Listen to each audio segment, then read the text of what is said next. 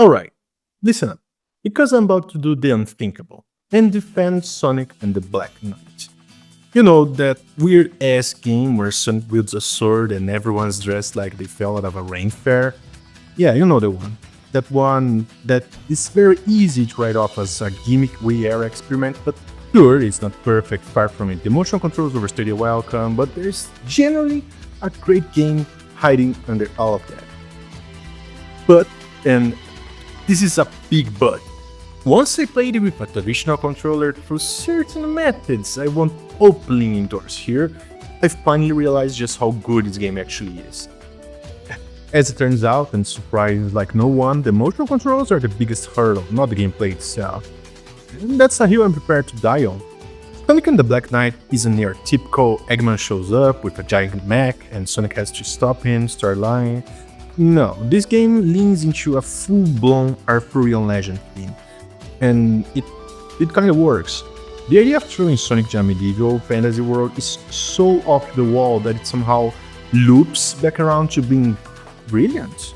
It gives this game this unique identity that stands out from every other Sonic title, and honestly, it's a breath of fresh air. How many times can you run through Green Hill Zone before it starts to feel like Groundhog Day? Or should I say, Hedgehog Day? No, you see, when Sonic 3 released in North America on February 2, 1994, Groundhog Day, they made a marketing campaign calling it the Hedgehog Day instead.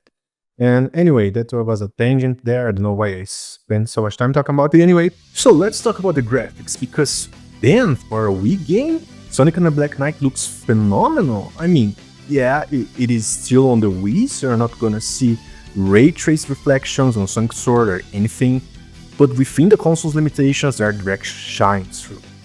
It doesn't feel like a Sonic game, it doesn't look like it, and that's kind of the point. They didn't just slap some castles on Green Hill Zone and call it a day. No, they fully committed to the aesthetic.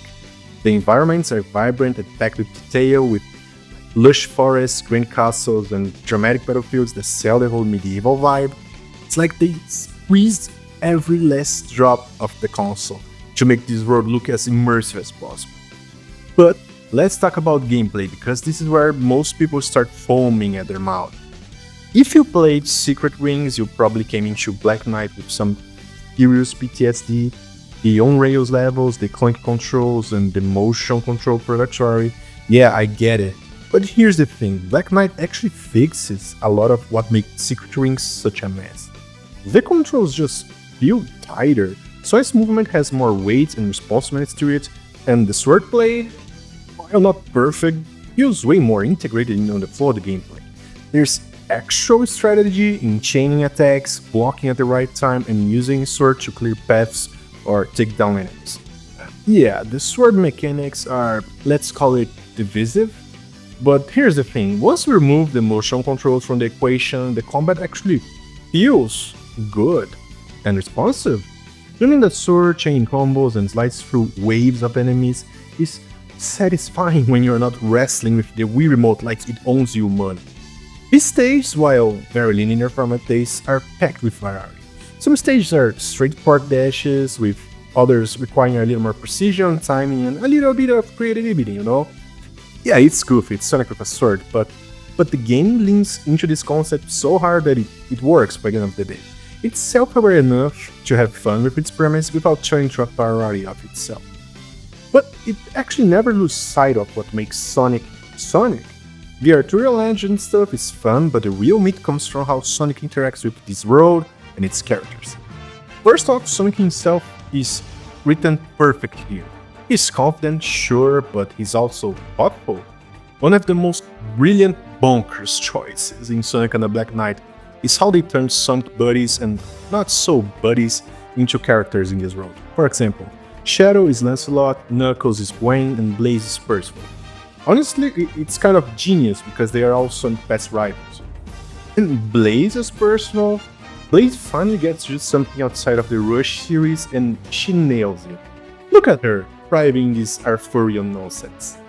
Man, they actually get some real solid character moments here, like, I wasn't expecting that. Like, Sonic doesn't just fight them, he challenges their ideals, showing them that strength isn't just about power or tradition. They've got art, dynamics, and just enough flair to make you say, huh, maybe this game isn't a total fever dream after all. And you can play as them too. That said, it is kind of weird that Galahad, Silver, and Lemorak Jet only show up in the party mode and not the main story. Like, why even bother including them if you're not going to do something with them properly? Like, were they running out of cutscene budgets, or, my personal theory, someone in the office said, nah, 2 more nights would make this game too good, and you can't have that. Because, again, those two are past rivals. And Merlina, like, she's one of the most interesting antagonists in the whole series. See, her whole deal is that she's terrified of the inevitable. Kingdoms rise, kingdoms fall, it's the circle of life, and yada yada. But the Merlina is like, nah, screw that, let's make the world eternal. Which, you know, sounds cool until you realize that she's talking about freezing time and locking everyone to this never-ending medieval stasis thingy. The thing is, her motivations kinda make sense. People dying, things changing, yeah, that shit's scary, man. But the game doesn't go Merlina bad, some good, end of story. She's misguided, sure, but her actions are rooted in fear and desperation, and we all can relate to that. That's just some Shakespearean shit right there. For a game about a blue hedgehog with a sword, it really hits you with some existential philosophy.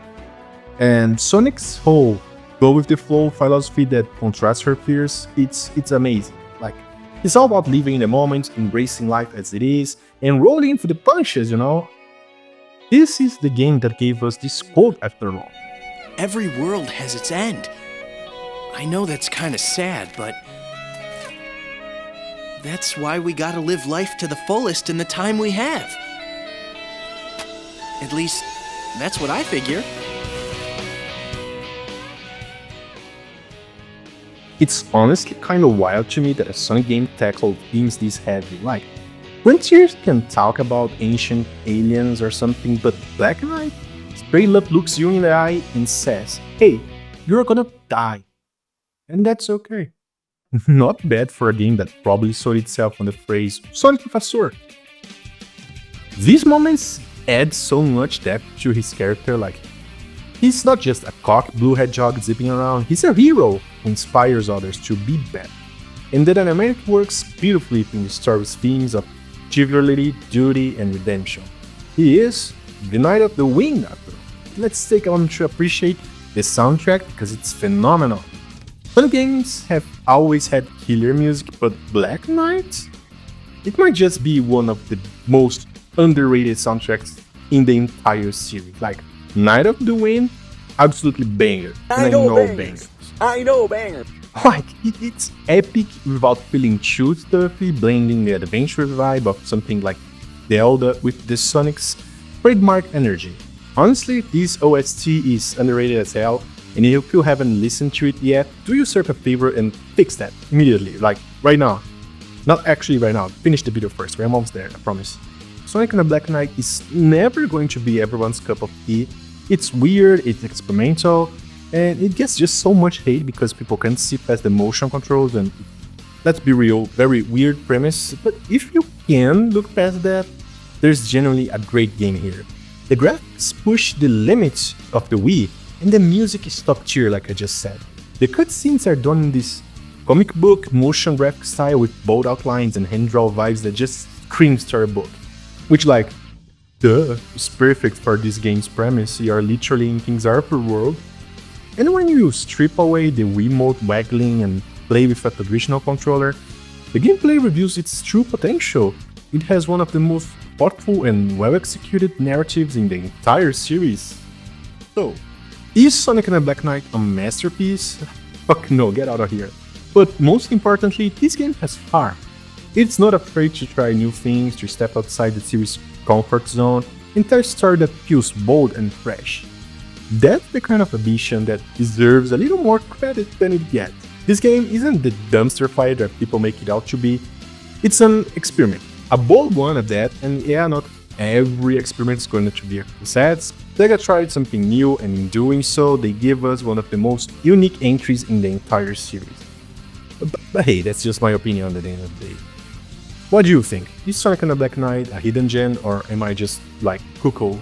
Let me know in the comments, and let's get a good, civilized discussion going, Sonic fans, please.